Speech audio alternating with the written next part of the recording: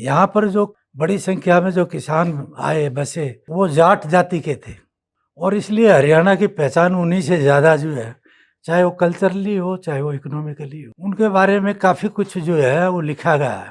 अबुल फजल ने लिखा है, जाट कम्युनिटी पार एग्रीकल्चरिस्ट कम्युनिटी है जो बेहतरीन किसान है। तो मुझे ये लगता है कि इसलिए दिल्ली के सुल्तानों ने भी और मुगल बादशाहों ने भी जाटों को इस दिल्ली के आसपास, आगरा के आसपास बसाने में उन्होंने बहुत इनकरेज किया। क्यों किया? क्योंकि ज़्यादा से ज़्यादा उनको भू लगान मिले, ज़्यादा खेती, ज़्यादा एरिया खेती के लायक बने। तो जाटों को बहुत ज़्यादा इनकरेज किया गया। इतना ही नहीं है, बाद में भी जो फ्रेंच ट्रेवलर आए, दूसरे जो यूरोप यात्री आए, उन्होंने भी बड़ी तारीफ की है। अंग्रेज़ों ने भी बहुत अच्छी यहाँ के किसानी की तारीफ की है।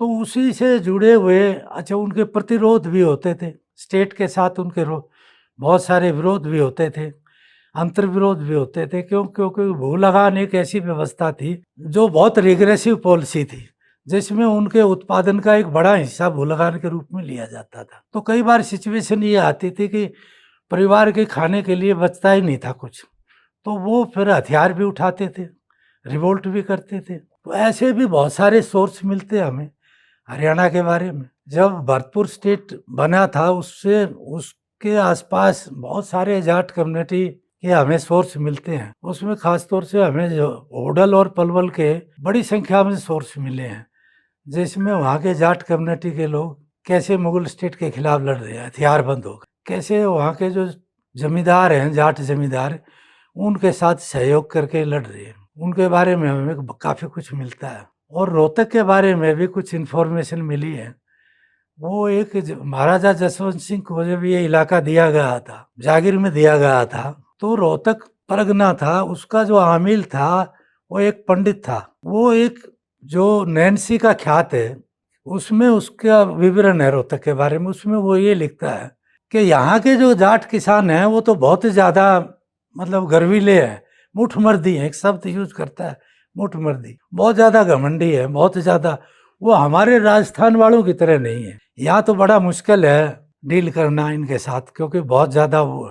तो मतलब भू लगान जो था उसकी वजह से कई बार स्टेट के साथ इनका आमना सामना भी होता था, मगर इनकी लिमिटेशन थी। लिमिटेशन ये थी कि सारा प्लेन एरिया था और इसलिए भरतपुर के जो या मेवात की तरफ जो रिवोल्ट करते थे वो तो जंगल में छुप जाते थे, पहाड़ों में छुप जाते थे, अरावली की छुपने की जगह थी। यहाँ एक प्लेन एरिया था, यहाँ किसान के लिए छुपने के लिए जगह नहीं थी। इसलिए एक कहावत बड़ी फेमस हो गई इस इलाके में, घोड़े की पछाड़ी और सरकार की अगाड़ी नहीं जाना चाहिए। ये कहावत भरतपुर के जाटों में नहीं है, लेकिन हरियाणा के यहाँ है, क्योंकि यहाँ प्लेन एरिया, छुपने की जगह नहीं है। स्टेट से आप टकराओगे तो मार खाओगे। तो काफ़ी हद तक इस तरह का जो है इस इलाके में जो है वो हमें देखने को मिलता है। और इस इलाके का, क्योंकि ये इलाका जो है वो मुगलों के इंपीरियल जागीर का हिस्सा होते थे।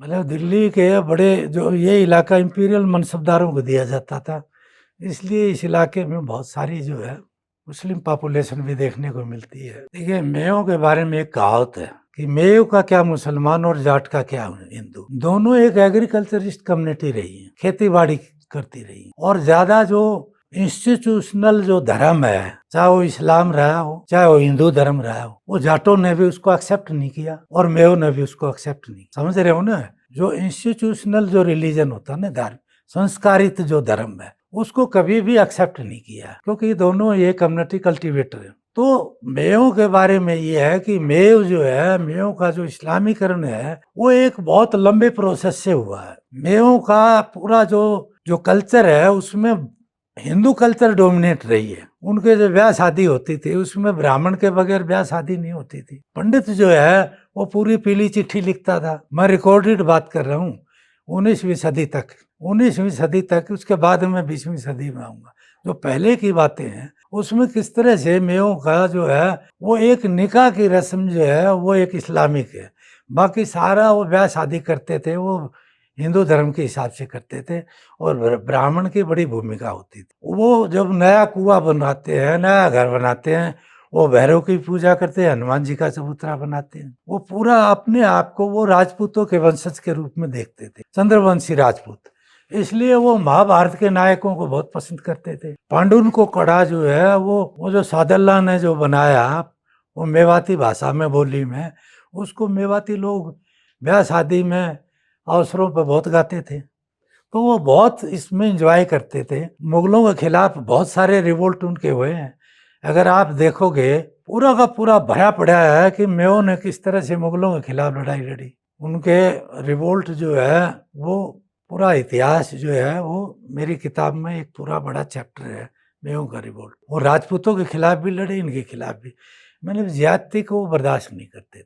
लेकिन किस तरह से मेओ में एक मतलब इस्लामिक कल्चर की शुरुआत होती है। मेवड़ा जो थे वो अकबर ने किस तरह से डाक व्यवस्था शुरू की वहां पर मुगल को। जैसे आप कोस मीनार देखोगे, ऐसे ही ट्रेड रूट्स पर कोस मीनार होती थी हर 5 कोस पर। तो अकबर ने किस तरह से डाक व्यवस्था डेवलप की थी, उसमें 5000 मेवड़ा उसने डाकिए के रूप में एम्प्लॉय किए। वो डाकिया डाक पहुंचाते थे 5 कोस रिले दौड़ करके। वो एक नलवा होता था बांस का, वो एक दूसरे को पकड़ाते थे, डाक जाते। तो इनका इंटरेक्शन होता था मुगल कोर्ट के साथ, इनका इंटरेक्शन होता था इंपीरियल मनसबदारों के साथ। तो धीरे धीरे ये इस्लामिक कुछ कस्टम लेकर के आए। वो जैसे एक रमजान कैसे मनाई जाती है, किस तरह से ईद मनाई जाती है, अपने बच्चे के नाम का आगे खां लिखने लगे।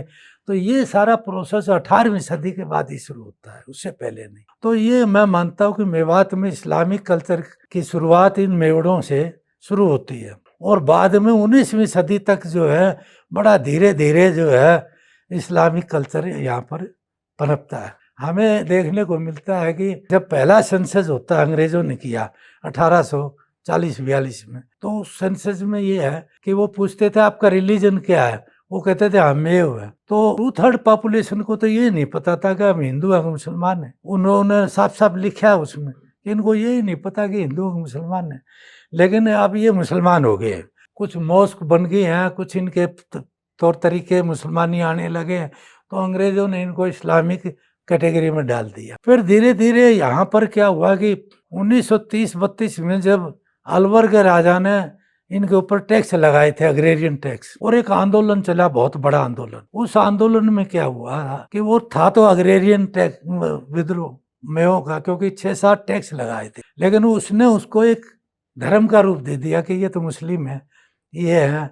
और हुआ क्या कि उसको देखते हुए यहाँ पर शुद्ध आंदोलन शुरू हो जाता है।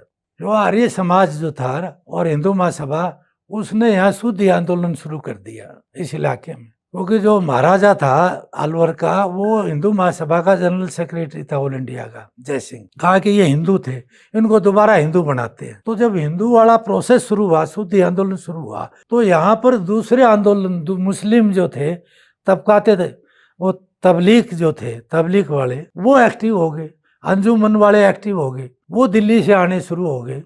और मेओ को कहा कि तुम बेवकूफ, तुम तो मुसलमान हो और तुम्हें हिंदू बनाया जा रहा है। तो किस तरह से एक मुस्लिम आइडेंटिटी फिर से शुरुआत होती है, उसकी खोज शुरू होती है। और तबलीग वाले जो है वो बड़े एक्टिवली इसमें जो है वो आने शुरू हुए। उन्होंने, मेओ को लगा कि हम मुस्लिम हैं, तो मुस्लिम आइडेंटिटी फिर से जो है एक उसका एक आंदोलन शुरू होता है, और ये मुसलमान इस्लामिक जो है उसकी तरफ, इस्लामाइजेशन की तरफ एक पक्के सुन्नी मुसलमान के रूप में डेवलप हो जाता। तो ये जो इलाका करनाल वाला और पानीपत वाला और ये तो बीच में जमुना ही है, बाकी कल्चरली तो एक ही था एक तरह, तो बहुत सारा मिलता जुलता था। मगर पंजाब की हिस्ट्री के साथ ये हुआ है कि एक मतलब जितना भी काम हुआ है मिडिवल हिस्ट्री में पंजाब के ऊपर, तो वो हरियाणा का हाँसी तक का इलाका जो है वो पंजाब के साथ जोड़ दिया। अभी एक किताब आई है सुरेंद्र सिंह की, मिडिवल पंजाब, उसमें मैं देख रहा था कि पूरा सिरसा, हिसार का इलाका, हाँसी का इलाका पंजाब से जुड़ा हुआ, पंजाब की हिस्ट्री से जुड़ा हुआ। इसी तरह से जो है, जो ब्रिटिशर्स की जो सोच थी, उन्होंने भी बहुत सारे जो है ना पंजाब के साथ, जो आरसी टेम्पल ने जो 3 वॉल्यूम जो लिखे लेजेंड ऑफ पंजाब, उसमें बहुत सारी स्टोरी हरियाणा की वो उसमें रखी हुई है। तो हरियाणा का अलग से लिटरेचर जो है ना, हरियाणा के नाम से अलग से लिखने की कोशिश नहीं की। उसका एक कारण तो ये था कि हम जिस पर बात करें, जिसको बेस बना करके लिखें, हमारे पास उस तरह का सोर्स न तो किसी हरियाणा के बारे में किसी ब्राह्मण ने उस तरह से लिखा, और न किसी जाट ने इस तरह से लिखा कि अपनी जाति के बारे में या हरियाणा के बारे में किसी विद्वान ने, जैसे हम राजस्थान के बारे में हमें मिलता है बहुत सारी चीज़ें, पंजाब के बारे में हमें मिलता है, लेकिन हरियाणा के बारे में उस तरह से हमें नहीं मिलता, तो उसमें मर्ज कर दिए इतिहास। तो ये कारण था कि कॉलोनियल पीरियड तक हम पंजाब के साथ ही एडमिनिस्ट्रेटिवली जुड़े रहे, तो हमें इतिहास भी उसके साथ वो कर दिया। तो ये काम जो है हमारे इतिहासकारों का था कि अलग से हम उसको कर रहे हैं, ऐसी बात नहीं है, अब कर रहे हैं। अब जातीय जो आपने सवाल किया ना, जाति व्यवस्था का, जाति व्यवस्था तो देखिए एक ऐसी एक एस्पेक्ट है जिसमें हमारी आइडेंटिटी जो है ना, वो बहुत पहले से ही जो जाति व्यवस्था से वो बनी हुई है, जुड़ी हुई है। और इसका श्रेय मैं ये देता हूँ कि जो धर्म है ना, हमारी आइडेंटिटी जो है उसने काफी हद तक जो है ना, हिंदू धर्म जो है जिसकी हम बात करें, चाहे वो सनातन धर्म, आज आपने देखा होगा कि हिंदुस्तान में जो मुस्लिम है वो तो 4 ही मुस्लिम बाहर से आए थे, मुगल, पठान, सैयद और शेख, यही बाहर से आए हैं। बाकी जो मुसलमान हैं वो तो हमारे हिंदुओं से ही बने हुए हैं सारे। तो ये हिंदुओं से कैसे बन गए? बिकॉज ऑफ जाति व्यवस्था।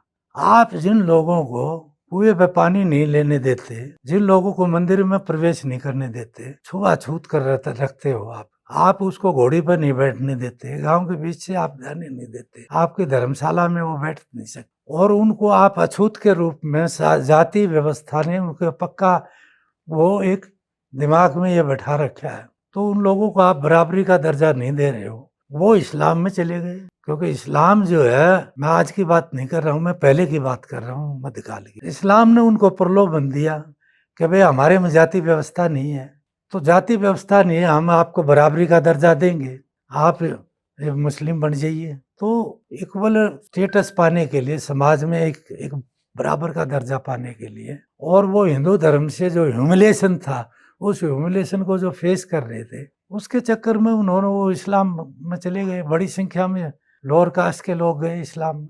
मैं एक एग्जाम्पल बताता हूँ, सिरसा में स्वीपर के बारे में ये रिपोर्ट है, वो बड़ी संख्या में जो वहाँ के भंगी वो मुस्लिम बन गए। और वो कहते हैं कि जो ब्रिटिश रिपोर्ट है कि आजोदन के वो मौलवी आते हैं, प्रचार करते हैं, वो उन लोगों को अपने साथ ले जाते हैं जो मुसलमान बन के भंगी, वो अपने रिश्तेदारों को जाकर बताते हैं कि भाई हम तो बड़े सम्मानीय तरीके से रहते हैं, अब कोई जाति पाति नहीं, और हमारे साथ तो बड़ा एक कोई भेदभाव नहीं किसी तरह का, तुम भी मुसलमान बन जाओ। वो मुसलमान जो बन गए बड़ी संख्या में जो है।